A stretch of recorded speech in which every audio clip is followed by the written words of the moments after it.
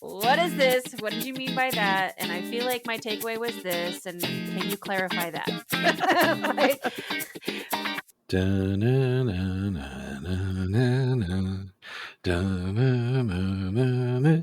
Na-na-na-na-na.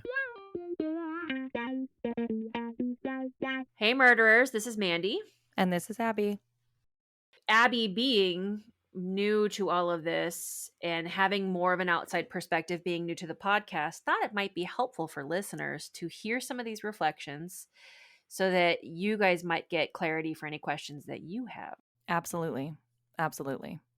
As I listened back to the protections episode, one of my biggest takeaways was that basically it's whatever you believe in, whatever creates a positive feedback loop hormonally in your body is going to protect you. Or in other words, placebo effect.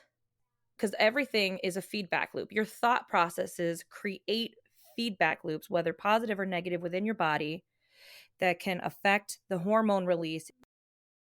As we were talking about protections, it was a lot of that. It was the power of your own positive thought helping to get you into a really positive place where you are strong of mind and will and not give energy to the things in your life, whether it be entity or people that you feel attacked by or that may be haunting you or that could potentially make you scared. And so I guess I just wonder, what is your counter to that? I think that we're talking about faith. What do you believe in? And for you, you don't believe in any of it. Mm-hmm. So for you, the explanation fits well with placebo effect. And we know that the placebo effect is a very real thing and that the power of the human mind is incredible and boundless. And we don't even really fully know yet what the mind is capable of just by itself. In all fairness, the entity, the negative entity, the ghost, the hauntings, that's a variable that I can't account for, right? That's something that I will go ahead and say that I don't stand strongly in whether I believe or don't believe those are real. But the protections that we discussed specifically felt like or sounded like it's very much about you being able to just phase past the negative. There's a lot of things that are up for me. Again, faith and belief is important. I think it's very interesting, and I have a lot of questions for you about why are you unable to dismiss negative entities and hauntings, but this is such a struggle for you. The positive aspect of that, like the flip side of that coin, the good things. That's the variable that I can't account for, but what my culmination of knowledge can account for is the effect that our own thoughts can have over how we walk through this world and how we can even get out of bed on any given day, for example. So there's this mind, body, spirit connection, which is known, and they all flow with each other and are interconnected with each other. So when we talk about the placebo effect for you, this is a known phenomenon, and it is an understood phenomenon that the power of the mind is extremely important, and it is a very important first step. It is the first step, but not the only thing, I guess would be my clarity. So yes, you don't necessarily have to believe in shit if it is enough to simply squash your fear and stay in a neutral, grounded place and say, no, I'm protected, I am safe, I am fine. And you project that out there and you can control any of the negative emotions that might feed the things around you that I believe are there, but maybe other people don't believe are there. I guess what I'm saying is I'm owning that yes, the mind is a really important part of this, but for me, it goes beyond that. There are steps beyond that. It's just the difference between I have chosen to believe that there isn't anything beyond that, and you have chosen to believe. It's been proven to me. over and over again. This is not Okay. a fantasy or belief at this point. These are real for me. And so when you are like, this is just a metaphor, I'm like, not for me. It's not. This is very literal. It is all very literal and real. Another thing that has come up since that episode is I recently had an opportunity to speak with a really well respected Tibetan Buddhist. And he gave me some advice because I was very concerned about my proximity to what's called death pollution. How do I keep myself clean? How do I keep myself from bringing things home? How do I keep myself in a really grounded space that's not impacted by the things that are around me?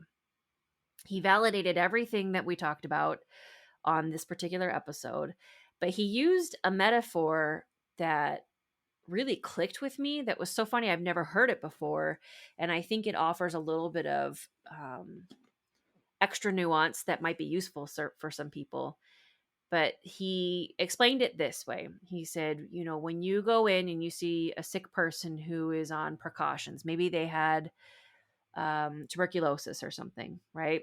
First, you wash your hands, then you put on your mask and your gown and your gloves. You go in, you interact with the patient, and then you come back out.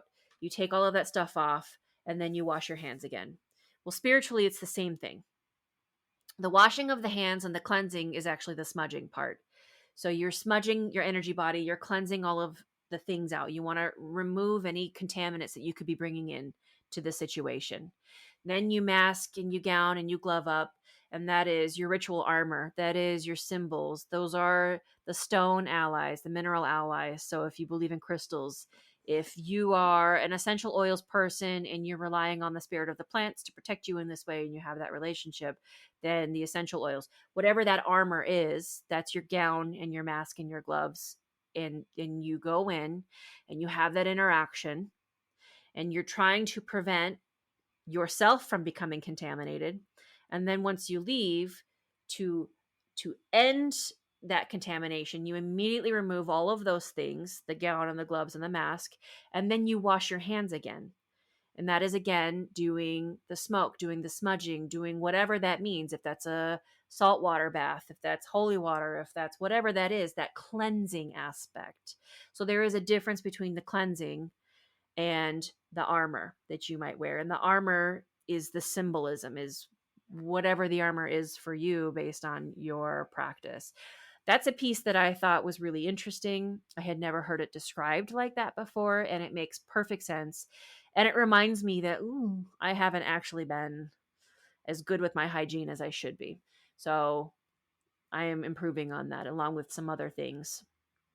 And continuing my daily meditation to make sure that I stay in a really grounded place and that I'm not reactive. So doing daily meditation helps preemptively keep me from getting freaked out because I'm in a really good grounded space and I'm less reactive to things that might happen around me.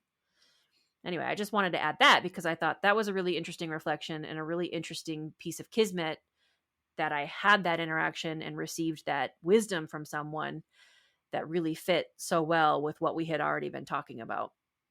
It was a lesson that struck for me. And you applied it to us in a group message at some point. Yeah. You're like, It's okay, guys. We're okay. We're all safe if we just keep doing our protections. Yeah. Perhaps the fact that I don't believe is a protection, is a guard. And it grounds me and makes me feel safe and regulated. Mm-hmm. In fact, to sit around and try to ponder any of this anymore makes me feel extremely ungrounded and dysregulated. And so it's easier for me just not to. It's easier for me to accept what can be defined and what can be known, other than just walk the world as a good person as much as you can be and hope that works out for you. Mm-hmm. I don't think there's anything wrong with that. Yeah.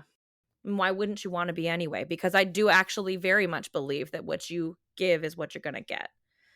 Like you've said, Mhm. if you're putting all this chaos out there, you're probably going to get chaos. And if you can't learn to see yourself for the chaos you're producing or the people that you're surrounding yourself with as chaos instigators and start to make some of those changes in your life, then you're just going to live there and stay there. Yep. Agreed. When we went into that episode, I was definitely thinking that we were just going to go into storytelling and describing what the different beliefs are. Mm. Smudging and the abalone shell, right? So at the time I didn't even know what the smudging plus abalone shell is. Turns out that is an indigenous Moroccan cultural belief, and they incorporate all of the elements, right? The smoke is the wind, Okay. and the sage itself is the earth. Then there's the fire, Totally. and then the abalone shell is the water. It's working in all of the earthly elements: earth, wind, water, and fire. Fire. But you had mentioned how there in some walks that's actually a big no-no. So when we walked into that episode, I was almost expecting it to be a little bit more about just here are the definitions of what these different things do, and not so much of a here's what it means to protect yourself. And so it was wildly informative and really shocking. I was like, what? I thought you were just going to tell us all, like, here's what saging does and why it's good for you and how often you should do it. Well, every 30 days is Right. probably a good rule of thumb. Yeah. And I've actually told JT to make it easy to remember, you should probably just do it every full moon. Like just charge all your crystals, sage your house, just get into the practice of doing it so you don't have to think about it too much. Oh, it's the full moon. It's time to do this. I will say, in reference to defining stuff, that is impossible. Even in just the limited number of lineages that I have been really fortunate to learn about, there are wildly different opinions about how certain things should go and what certain things mean. Okay. One of the biggest determinants, for example, the wheel. I have a wheel that I have learned. It is Ojibwe in its initial origin. It comes from Sun Bear, and it's been passed down through my lineage here, my United States lineage. There are wheels from around the world, and they are wildly different. So the colors, what the different directions mean, the energies that live there, the spirit keepers that stay there, the associated spirits that are not spirit keepers that might be part of those energies of those directions are all very, very different. And part of what drives that is environment, because the land is important. The land itself helps define what those energies are. And the land itself is made up of indigenous spirits. So each geography has its own ecosystem of unique spirits that these cultures have built relationships with. And those spirits have their own personalities, have their own wants and their own needs, and have taught the people, this is what you need to do to be in relationship with me. This is what we need to do to be in relationship with these other spirits. So, for example, the selenite that JT picked up from Stona, or wherever he got it from. I don't remember where he said he got it. Yeah. So selenite, you're saying depending on where it comes from, it could mean something different? It's cultural. It's a different culture that defines the meanings of these stones. So it's our Western culture. It's a New Age culture. And a lot of people who are very sensitive and have spent a lot of time with these stones have created these definitions and have said, this is what resonates with this particular stone. This is the energy of this stone. And it's been accepted that these are the properties of these stones and these crystals, and that's what they do. And this has been ongoing and has been developing over who even knows how long, but that's where all of that comes from. And I have an expectation that in different places, if there is a belief in the power of certain stones over others, then it's probably a little bit different, because culturally things are different and cultural understandings of things are different. Like, for example, there's cultures that don't see the color blue.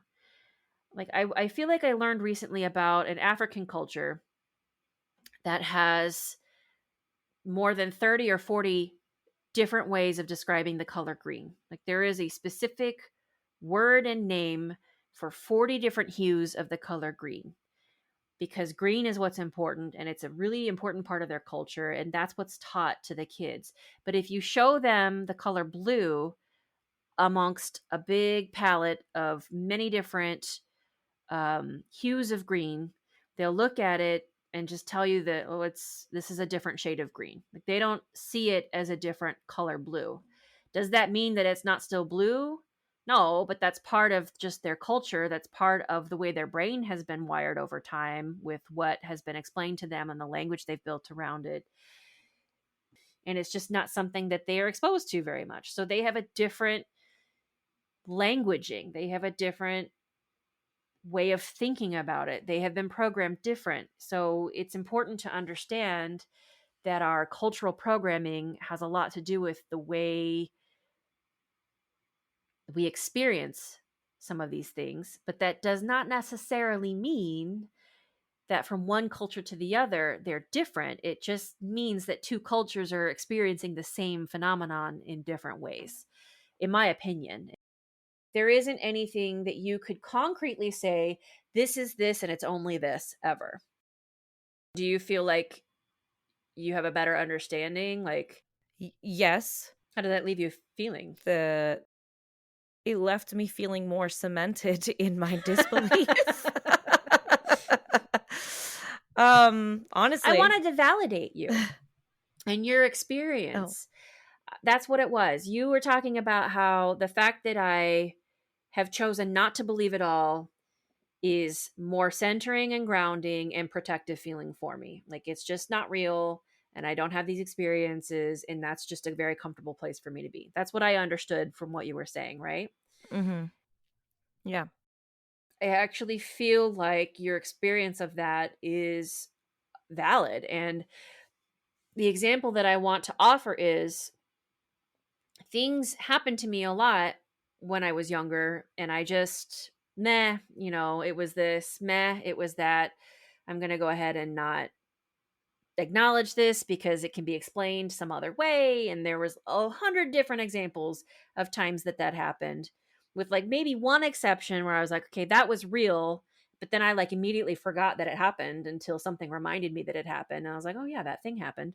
And it wasn't until I had the experience in the hospital with the patient and the weird shadow thing that I was like, I don't even know how to explain this. Like, I don't know what the hell just happened. What did I just watch? And then suddenly I was open to things being real. And the more that I was open to things being real, the more things I really saw. And they started out being smoky, nebulous things where I could say, maybe this is my imagination, but I'm choosing to believe that this is real.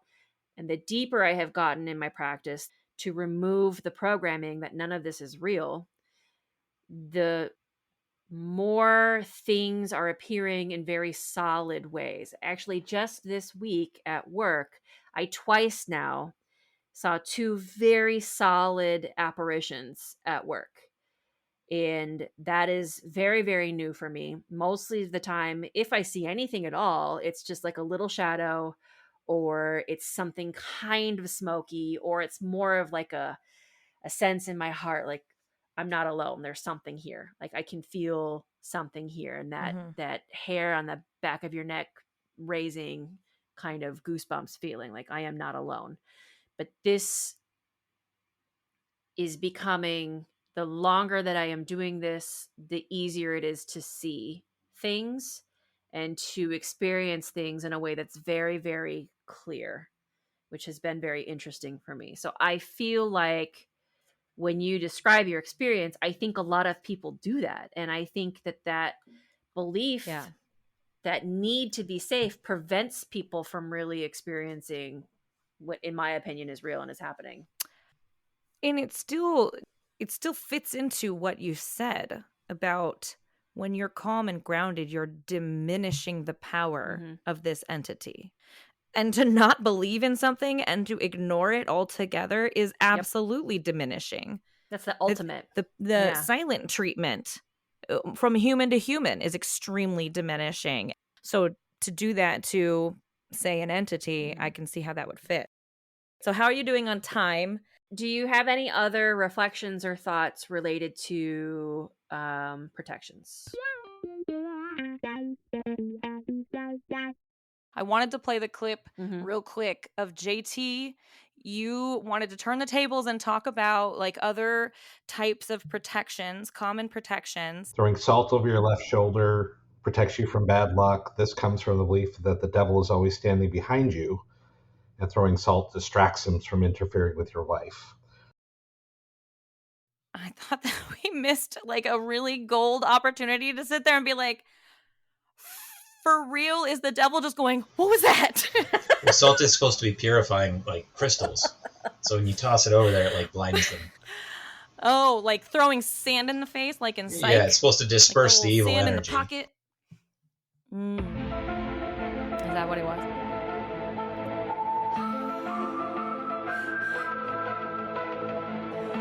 Just like Okay. your copyright Who struck. did that? Sorry, I did that. But it reminds me of that episode of X-Files where they're involved with all of the vampires and Mulder's like drugged because it's the pizza guy, so he throws a bunch of poppy seeds at that kid and he's like, "You're going to be in so much trouble when I'm finished counting Oh, this." you jerk. And it turns out that is a real belief. That was something that they put in the episode, but that is a real belief about vampires. Like that's a real folk belief. So the salt thing makes me wonder, is it some variation of the vampire being OCD and having to count every single little piece? I don't know. Yeah, maybe. So what did you say? You think it's because the purity of it? How would that, is it like macing the devil? Well, Is it's it like mini crystals, so I don't know. spear spraying him? Killers, but it's supposed to just He's just like, disperse the energy. Well, what it is if you spill salt, it's unlucky. So you throw it over your left shoulder, and it's believed to ward off the bad luck or evil spirits, or it binds the devil or sends the bad luck from the spilled salt back to where it came from. Now, if you use Himalayan salt, then you get the Dalai Lama to kind of help blessing you with that, because it's from the Himalayan Himalayas. salt is all personally blessed by the Lama. Serious right now? But then if you use French salt, then it kind of it's bad luck to the What about French. kosher salt? And this is total bullshit I'm making up on the fly. Kosher salt. I heard Cameron say Well, it. I was I mean- thinking it. What'd you say, Cameron? What about kosher salt? Yeah. Tell me, JT. Go on, Please JT. tell me. That's What is not the a background of minefield. kosher salt? Kosher salt just makes the devil a schmuck, so that's Oh, okay, all right. That's fair enough. Very good. That was nice. Pretty. Beautiful. like Excellent, guys. Okay, that's exactly. And scene.